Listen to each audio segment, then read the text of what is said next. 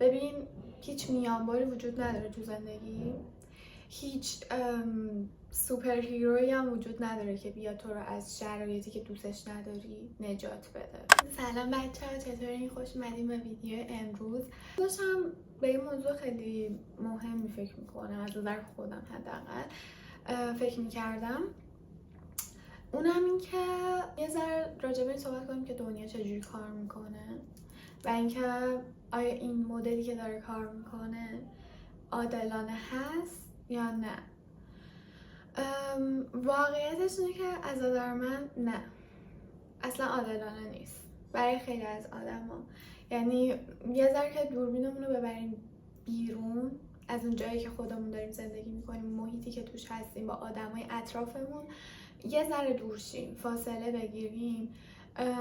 مثلا شهر خودمون رو که نگاه کنیم میبینیم که زندگی برای خیلی از آدمای اینجا عادلانه نبوده. و حالا اگه این دوربینمون رو باز ببریم عقب‌تر و کل دنیا رو بخوایم نگاه کنیم، می‌بینیم واقعاً خیلیا توی دنیا توی شرایط ناعادلانه‌ای زندگی میکنن. ولی کلاً این یه موضوعیه که چه از دید یک فرد بهش نگاه کنیم توی زندگی شخصی، چه از دید جامعه نگاه کنیم در سطح کشورها، این ناعدالتی هست. و این یه چیزی بود که من خودم خیلی سالهای زیادی ذهنم درگیرش بود، مخصوصا توی دوره نوجوانیم. همیشه به این مسئله فکر میکردم و ذهنم درگیر این مسئله بود که چرا اینجوری کار میکنه دنیا. و انقدر ذهنم درگیر این چراییه بود که یه وقتایی واقعا میموندم تو زندگی، احساس میکردم گیر کردم اینجا و پیش نمیرفت، چون که نمیپذیرفتم که اوکی همینه و تو داری توی این دنیا زندگی میکنی و شرایطش هم همینه و طبق این قوانین کار میکنه و تو صرفا باید بپذیری که بتونی باهاش کار کنی. نمیتونستم بپذیرم و خیلی اذیتم میکرد. ولی یه جایی به خودم اومدم و به خودم گفتم که اوکی، ببین، هیچ میانباری وجود نداره تو زندگی. هیچ سوپر هیرویی هم وجود نداره که بیا تو رو از شرایطی که دوستش نداری نجات بده. مثلا برای من میتونست شرایط این باشه که یعنی حالا تو اون سن چیزی که بهش فکر میکردم این بود که وای اگه مثلا دانشگاهی که میخوام نتونم برم، اگه نتونم مهاجرت کنم و همه اینا شرایطی بود که دوستش نداشتم و اوکی توش قرار نگرفته بودم. ولی اصلا میترسیدم اون موقع توی اون سن، میترسیدم به این فکر کنم که چجوری میتونم جلوشو بگیرم، با اینکه میدونستم دست منه و من فقط میتونم حلش کنم. ولی بازم ته دلم میخواست باور کنم یک چیزی توی این دنیا یهو تغییر میکنه و شرایط ساده میشه، ساده تر از چیزی که مثلا هست میشه. ولی بعد به خودم دیدم که نه، هیچ کس قرار نیست بیاد نجاتت بده، هیچ کس قرار نیست بیاد برات حل کنه، چون اون مشکل توئه، شاید از نظر بقیه اصلا مشکل نباشه. و این به نظرم چیزی که باید یاد بگیریم، یه جایی تو زندگیمون باید یاد بگیریم برای اینکه بتونیم به یه نقطه‌ای برسیم تو زندگی، هر کسی تو زندگی خودش شخصا، که اون نقطه بر هر کسی یه جاییه. مهمه که اول باید بپذیرم که اوکی من اینجام، هر جایی که هستم من اینجام. اینکه من چرا اینجام، چرا من باید اونجا به دنیا میمدم که مثلا الان برسم به این نقطه، چرا من باید با اون خواسته هم انقدر فاصله داشته باشم ولی مثلا یه نفر یه فاصله دیگه‌ای داشته باشه. به جای فکر کردم به همه اینا میتونم بپذیرم که اوکی من اینجام و فاصلم با اون چیزی که میخوام انقدر، مسیری هم که باید طی کنم که برسم به اون چیزی که میخوامم اینه. حالا هر چیزی که هست سخته، وحشتناکه یا نه خیلی خوب و لذت بخشه. از این دو حالت خارج نیست دیگه. یا میتونم بشینم قصه بخورم، کاری که قبلا میکردم تو زندگیم و هی به این فکر کنم که چرا و این مسئله من آزار بده و از عصبی میکنه، اذیت باشم و همش دنبال این باشم که یه راه کوتاهی پیدا کنم، یه شورتکات پیدا کنم فقط برای اینکه دنیا عوض شه. این کاری بود که من میکردم. کاری که الان میکنم اینه که صرفا میپذیرم. ولی پذیرفتن خیلی سخته، درد داره. از یه سری چیزا هم باید دل ببریم. مثلا تصور این که یکی منو نجات میده، تصور این که یه روز بیدار میشم و میبینم که اون کار سختی که باید انجام بدم و دیگه لازم نیست انجام بدم. باید بپذیرم که اون اتفاقا نمیفته و خب اونا درد داره دیگه. مثل بچه کوچیک که به مرور یه سری چیزا رو یاد میگیره، مثلا میره مدرسه و بعد بپذیره که توی یه تایم اینجا تنهاست و دیگه شرایط مثلا تا دیروز نیستش که مامانش و باباش و این و اون تا همه تایمش رو میگذرونه. منتها تو اون 3 ماه حس نمی‌کنیم که داریم اینا رو یاد میگیریم، چون بچه‌ایم و چون توی یه مسیری صرفا قرار میگیریم که یه سری چیزا رو یاد میگیریم. بعدن که بزرگتر میشیم، چون مسیرامون متفاوته و دیگه اونقدر اجبار نیست برای اینکه بتونیم اون اسکیلا رو یاد بگیریم، اسکیلا که خیلی نیاز داریم.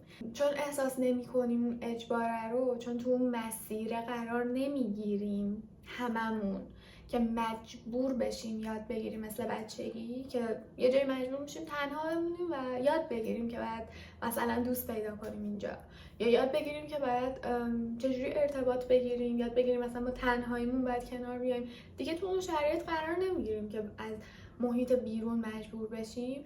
به خاطر همین سخت‌تره دیگه و خودمون به خودمون یاد بدیم. اینجا به نظرم تازه زندگی قشنگ میشه، چون بعد یه مدتی به خودمون میایم و میبینیم که اوکی سخت بود ولی من خودم یاد گرفتم و به خودم یاد دادم که دنیا این مدلی کار میکنه و من صرفا اون مسیره رو میرم که به چیزی که میخوام برسم. ولی حالا اگه نرسیدم، این حالت هم وجود داره دیگه، چون من دارم میپذیرم که دنیا عادلانه نیست. پس وقتی عادلانه نیست ممکنه من تلاش کنم و به چیزی که میخوام نرسم. و بازم به نظرم باید اینجا رو هم صرفا بپذیرم که اوکی من ممکنه تلاش کنم و نرسم. اینم یه بخشی از همین بازی و سازوکاری که دنیا داره هست، یه بخشی از مسیر است. که میتونم از خودم مثال بزنم چقدر درگیرش بودم. خیلی بچه بودم و مامانم مجبورم میکرد زبان بخونم، خودم دوست داشتم یاد بگیرم، خیلی بر مهم بود با اینکه بچه بودم.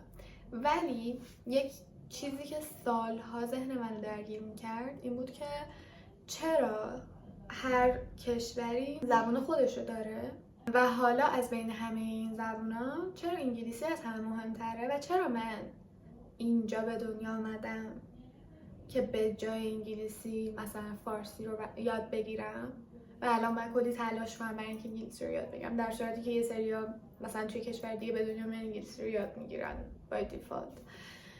و این مسئله واقعا توی بچگی ذهن من درگیر میکرد، عصبی میکرد، واقعا اذیتم میکرد. یه مثال کاملا سطحی و کم اهمیتیه، ولی دارم میگم که یعنی توی هر مرحله از زندگی این که نپذیریم شرایط رو میتونه اذیتمون کنه، حتی سر یه چیز خیلی سطحی که اوکی خب من این زبونو بلد نیستم. واقعا خنده داره، الان واقعا برام خنده داره، ولی واقعا برام سخت بود. پذیرفتنش برام سخت بود و اذیتم میکرد. و مشکلش چی بود؟ مشکلش این بود که چون اینو نمیپذیرفتم پس برام یادگیری زبان سخت بود، چون همه چیزی بود که احساس میکردم چرا من مجبورم منو یادش بگم. اوکی مهمه، میخوام بلدش باشم، ولی چرا من باید تلاش کنم که یاد بگیرم؟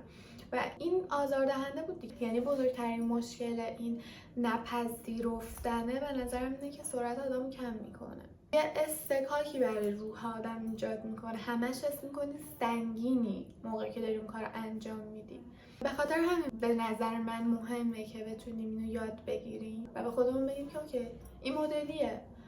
هر کی توی شرایط متفاوتی به دنیا میاد، حتی توی یک خانواده 2 تا بچه جفتشون تو شرایط متفاوتی به دنیا میان، یا حتی 2 تا بچه دوقلو بازم ممکن شرایط متفاوتی رو تجربه کنن، چون 2 تا آدم متفاوتن. میتونیم به این فکر کنیم که چقدر ناراحت کننده است که دنیا اینجوری کار میکنه. آره خب از یه سایت خیلی ناراحت کننده است. مثلا یه سری الان وسط جنگن، هر روز از خانوادهشون دوستاشون کشته میشه، اذیتن، درگیرن. یه سریا مثلا الان که تابستونه توی مسافرتن. خب عادلانه نیست دیگه، اصلا فیر نیست، اصلا هم خیلی ناراحت کننده است. میتونیم از این سایت بهش نگاه کنیم که واقعیته، نگاه بدبینانه هم نیست به نظر من، ولی که فوکس کنیم روی این سایت از واقعیت کمکی به همون نمیکنه. مشکل بزرگش اینه، یعنی توی زندگی شخصیمون حتی اگر درگیر اون اتفاقات بد توی زندگی هستیم، تمام تایممون و تمام زندگیمون فوکسمون رو بذاریم رو اون و هی به این فکر کنیم که من چرا دارم اینو تجربه میکنم، من چرا توی این شرایط قرار گرفتم ولی بقیه قرار نگرفتن. صرفا جلومون رو میگیره، چون یه انرژی میگیره، چون ما همش داریم به یه چیزی فکر میکنیم و ذهنمون درگیره که آزارمون هم میده. پس یه انرژی روحی روانی ازمون میگیره، همش احساس میکنیم خسته ایم دیگه، نمیتونیم کار دیگه رو انجام بدیم، مثلا نمیتونیم به چیز دیگه فکر کنیم. به هر حال هر کاری تمرکز میخواد دیگه. مثلا یه نفر میخواد کنکور بده، خب تمرکز خیلی بالایی میخواد. اگه همش بخواد به این فکر کنه که خب چرا من باید اینجا توی ایران کنکور بدم، در صورتی که مثلا یه دانش آموز دیگه توی کشور دیگه شرایط بهتری داره، مثلا لازم نیست کنکور بده، خیلی شرایط آموزشی بهتره، یا هر چیز دیگه. خب اینا واقعیته، اصلا نگاه بدبینانه هم نیست. نمیتونیم من به اون آدم بگیم نه چرا این فکر رو میکنی، خب راست میگه دیگه چرا. ولی اگه بیاد تمرکزش رو بذاره رو این، صرفا نمیتونه درس بخونه و صرفا نمیتونه تمرکز کنه و دیگه نمیتونه شرایطش رو تغییر بده. از طرف دیگه میتونیم از زاویه دیگه همین واقعیت رو نگاه کنیم، نگاه خوشبینانه به زندگی به نظرم، ولی مجبوریم تلاش کنیم که از این لنزه نگاه کنیم. حداقل من خودم مجبور کردم که از این لنز به زندگی خودم نگاه کنم، با اینکه معتقدم باید واقعیت ها رو دید، بدی ها رو دید و راجبشون حرف زد تو دنیا. یعنی وقتی در مورد یه کشور، یه جامعه، یه شرایط جمعی حرف میزنیم، به نظرم باید فقط واقعیت رو گفت و خیلی مهمه که در مورد واقعیت بد حرف زد. ولی در مورد زندگی شخصی اینجوری فکر نمی‌کنم، چون ما واقعیت‌های زندگی شخصیمون رو خودمون میدونیم و بدیاش هم حس می‌کنیم دیگه، داریم زندگیش می‌کنیم. حرف زدن راجع به اونا با دیگران به ما هیچ سودی نمیرسونه، چون راه حل مشکلات خودمون رو خودمون باید پیدا کنیم و خودمون باید انجامشون بدیم. در نتیجه اینکه بخوایم هی راجع به یه چیزی که داره آزارمون میده حرف بزنیم یا بهش فکر کنیم، آگاهی ما رو بالاتر نمیبره. من میدونم یه مشکلی دارم، این شرایط من آزار میده. اولا که شاید از نظر یه نفر دیگه شرایط بدی نباشه، دو اینکه شاید همه موافق باشن که اوکی این شرایط بده، ناراحت کننده است، اذیت میکنه آدمو، ولی خب کسی نمیدونه من چه توانایی‌هایی دارم به طور دقیق. همه یه تصوری دارن از توانایی‌های دیگران، ولی واقعیت اینه که ما کامل نمیدونیم. نمیدونن من دقیقاً چه شرایطی رو دوست دارم، بازم یه تصوری صرفاً دارن و در نتیجه نمیتونن واقعاً یه راه حل درست برای من پیدا کنن و بعد به من کمک کنن، حتی اگر بخوان. نتیجه‌ای که من گرفتم برای خودم، مسیر سختی که من رفتم و مجبور بودم برم، قطعاً یه چیزایی یاد گرفتم دیگه. یعنی اون قطعاً کمک کرده که من آدم متفاوتی بشم.